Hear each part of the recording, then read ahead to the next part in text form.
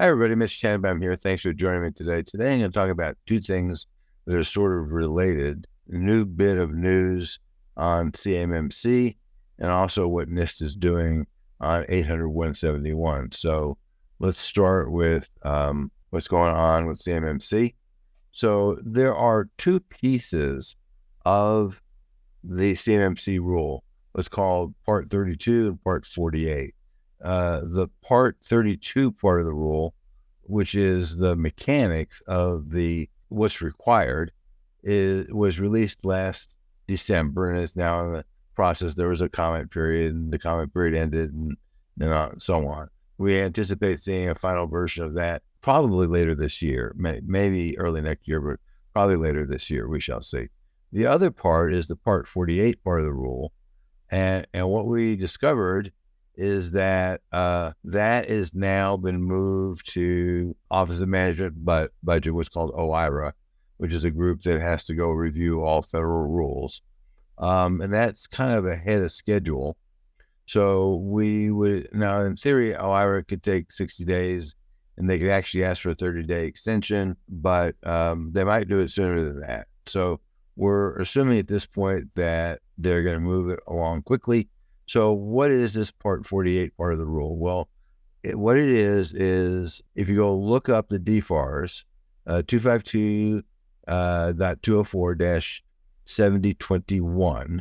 7021 is a DFARS that says you have to be CMMC certified in order to get this contract, and you have to be certified at the appropriate level.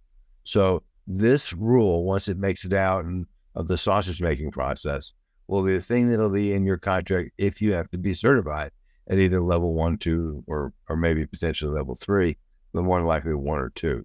So this is moving forward. This is what we hope. And OIRA, the Office of Information Regulatory Affairs, has it now. The ball is in their court, and we'll see what happens. So that is a change, an improvement. The other thing is NIST SP 800-171. So the underlying part of all of CMMC is compliance with NIST 800-171. Now, you probably, if you've listened to me, you've probably heard me talk about the fact that NIST is working on revision 3, and the current version that everybody's been using is revision 2. But the challenge is that the current DFARS, the 7012 DFARS, says you'll be compliant with whatever the current version of 800-171 rather is at the time the contract is signed or the contract is updated. And nobody really thought about revision 3 when they did that. And so now that revision 3, and actually at this point it has been released, now that it's been released, there's a lot of nervousness on the part of people to say, oh my, gee, I have to be compliant with this thing. What the hell does it mean? So I'm going to talk about for a few minutes what it means. But here's the good news. DOD has issued a class waiver for an unspecified period of time. It says, you know what it says in that DFARS? Well, you can ignore it. We're going to go come up with a new version of the DFARS, which says 7012. You only have to comply with 800-171 revision 2. Now, here's the thing. What it says is this waiver is in effect until we say it's no longer in effect, which could be tomorrow, not likely. Next week, still not likely. Next month, still not likely, but we don't know. Is it 2 months? Is it 3 months? Is it undetermined? So they're not giving us any comfort there in terms of trying to figure out, well, how long do we have to be compliant? So what the heck is the difference between revision 2 and revision 3? So here, this highlighted paragraph is really kind of the key thing, right? Everybody knows about the 110 controls that were in 800-171 Rev 2. Rev 3 has only 95 controls.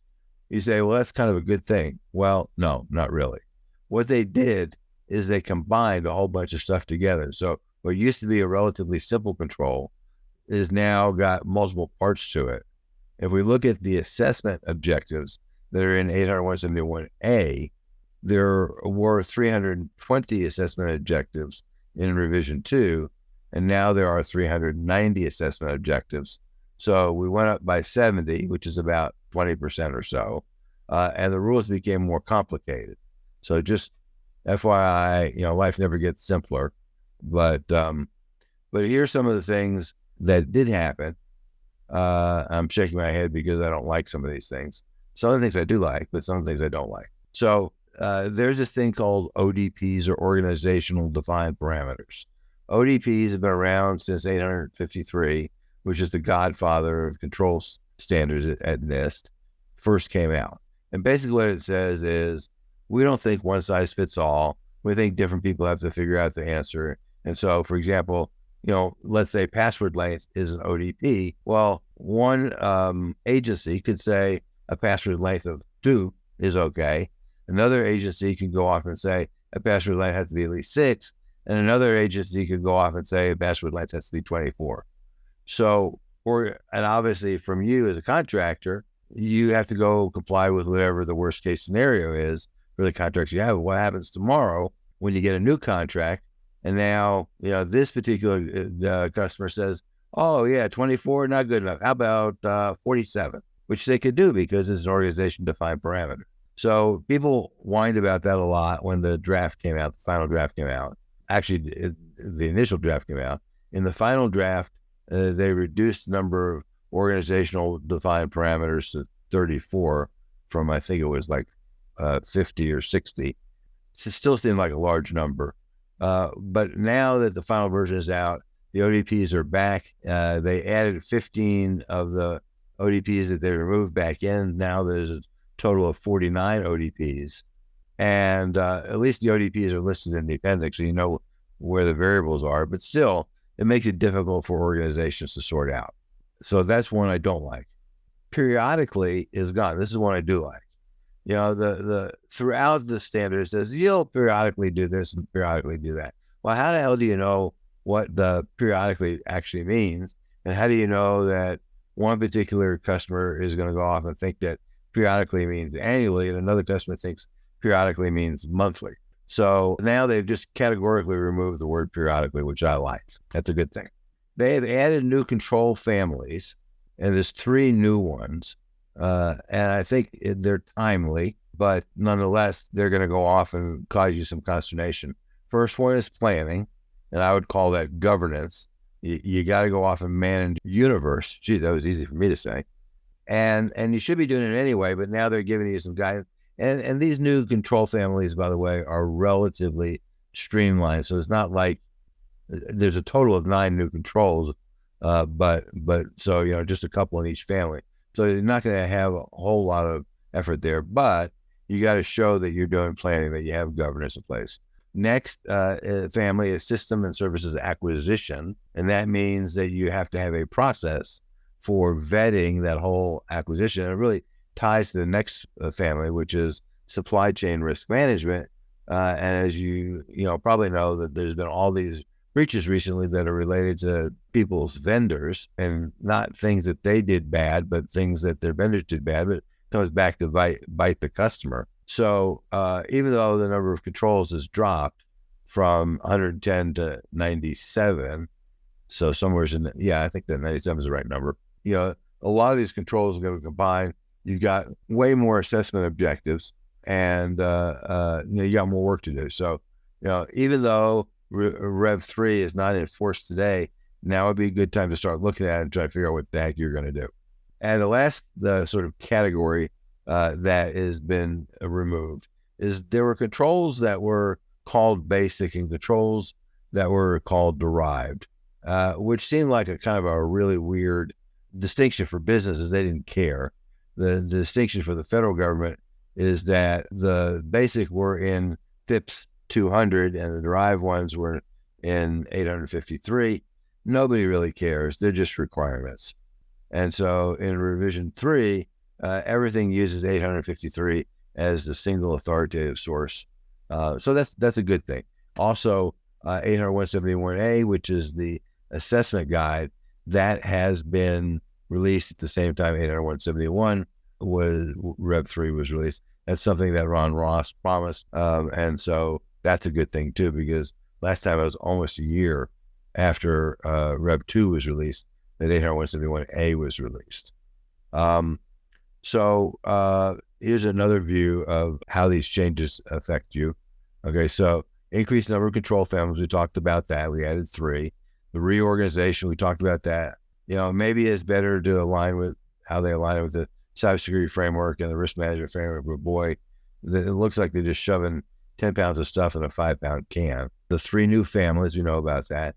A lot of changes, now, and some of them have been split up in addition to that. So we got access control is now split into 2 separate families. That was one of the longest ones with the most controls. So that's fine. I don't think that changes much.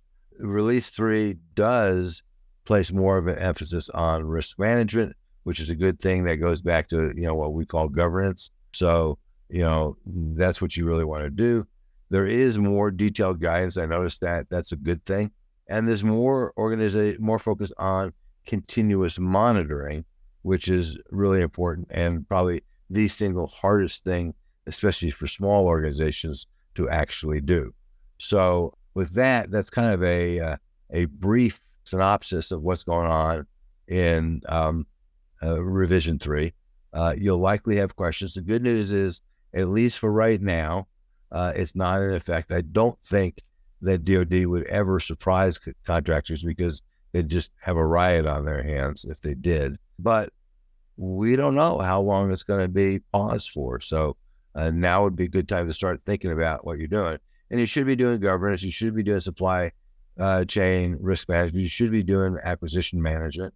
So you should be doing all these anyway, even if you're not worried about checking the box on them right now. You should be doing them. If you have questions about this, and you probably will, reasonably so, then please contact us. Thanks for listening. Thank you for watching. For more information or to purchase this or any other of our board or executive services, visit us at cybersecurity.com. Call us at 303-887-5864 or email us at rh@cybersecurity.com. Goodbye.